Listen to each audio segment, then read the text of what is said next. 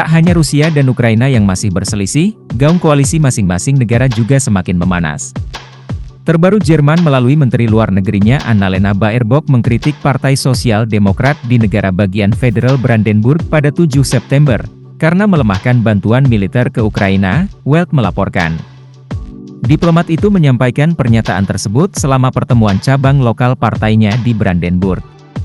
Menurut laporan tersebut, Baerbock mengarahkan kritiknya kepada Menteri Presiden Brandenburg Dietmar Woidke, yang mengepalai cabang SPD di negara bagian Jerman Timur tersebut.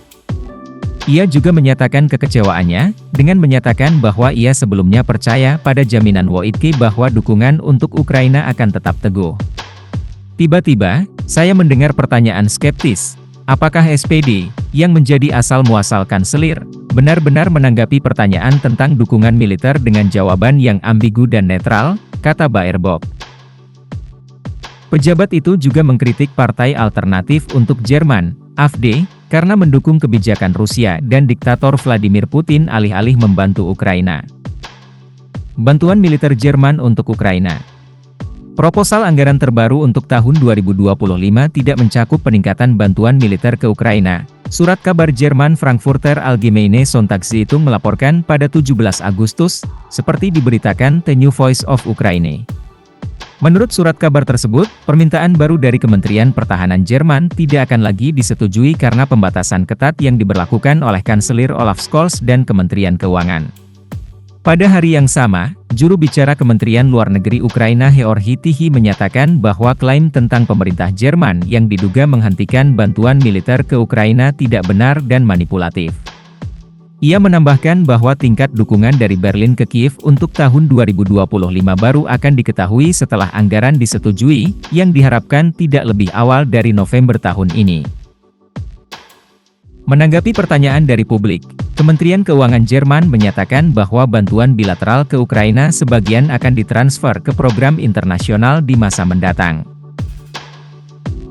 Kanselir Jerman Olaf Scholz mengumumkan pada 28 Agustus bahwa Berlin akan terus memberikan bantuan militer kepada Ukraina baik dari anggarannya sendiri maupun melalui kerja sama dengan negara-negara G7.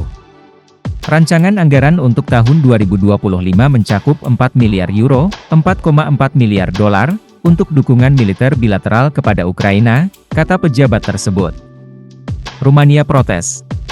Diberitakan Pravda, Kementerian Luar Negeri Rumania telah memprotes pelanggaran wilayah udara negaranya oleh pesawat tak berawak Rusia pada Minggu malam, 8 September. Kementerian Luar Negeri mendesak penghentian serangan berulang terhadap penduduk Ukraina dan infrastruktur sipil, serta eskalasi situasi keamanan yang tidak bertanggung jawab oleh Federasi Rusia, khususnya di perbatasan antara Rumania dan Ukraina, tambahnya.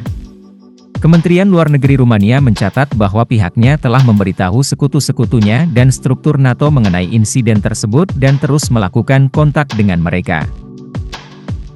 Kementerian Pertahanan Rumania sebelumnya telah mengonfirmasi bahwa mereka telah mengerahkan jet tempur F-16 karena pelanggaran wilayah udara dan juga sedang mencari puing-puing pesawat tak berawak yang mungkin jatuh di wilayah negara itu. Pada malam hari, penduduk daerah perbatasan Rumania juga menerima peringatan adanya ancaman udara. Rusia-Iran semakin kuat. Sky News mengabarkan, Sekutu Barat mungkin akan membalas dengan sanksi jika Iran telah menyediakan senjata balistik kepada Rusia, dan hal itu juga dapat meyakinkan mereka untuk melonggarkan pembatasan yang mencegah Ukraina menggunakan rudal jarak jauh di dalam wilayah Rusia.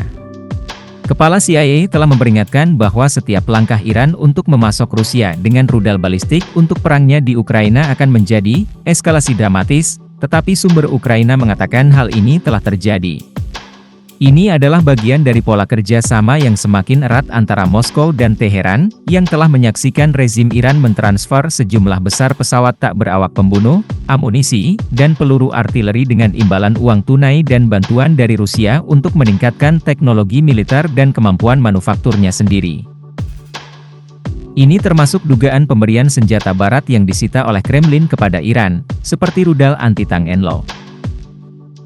Ini adalah jalan dua arah, kata Bill Burns, Direktur CIA, dalam penampilan publik pertamanya bersama mitranya dari Inggris, Sir Richard Moore, di sebuah acara di London pada akhir pekan. Rusia mampu melakukan sejumlah hal untuk membantu rudal balistik Iran, agar lebih berbahaya jika digunakan terhadap teman dan mitra kami di Timur Tengah. Pejabat Barat telah lama memperingatkan tentang potensi Iran untuk mulai memasok rudal balistik ke Rusia. Grant Shapps, saat menjabat Menteri Pertahanan, memberi isyarat dalam wawancaranya dengan House Magazine pada bulan Maret, bahwa transfer telah terjadi setelah kantor berita Reuters melaporkan bahwa sekitar 400 amunisi tersebut telah ditransfer. Kemudian pada hari Sabtu, beberapa organisasi berita, termasuk Sky News, mengutip sumber Ukraina, melaporkan bahwa Iran telah memasok Rusia lebih dari 200 rudal balistik jarak pendek Fatah 360. Iran belum berkomentar dan sebelumnya telah membantah tuduhan tersebut.